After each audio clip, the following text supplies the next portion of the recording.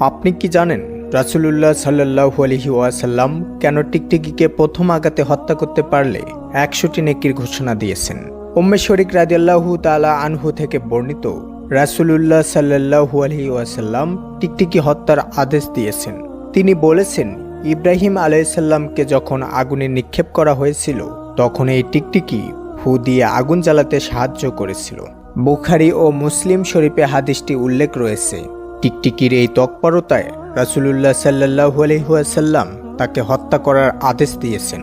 অপরদিকে হযরত ইব্রাহিম আলাইহিসসালামের উপর প্রজ্বালিত আগুন নিভানোর উদ্দেশ্যে ব্যাঙ সেখানে পেশাব করে দিয়েছিল যাতে আগুন নিভে যায়। তাই ব্যাঙ হয়ে গেল পবিত্র আর টিকটিকি হয়ে গেল মানবজাতির জন্য ক্ষতিকর একটি প্রাণী, যাকে হত্যা করা সওয়াবের কাজ। রাসূলুল্লাহ সাল্লাল্লাহু আলাইহি ওয়াসাল্লাম টিকটিকি হত্যার আদেশ দেওয়ার পর থেকে আয়েশা রাদিয়াল্লাহু তাআলা আনহা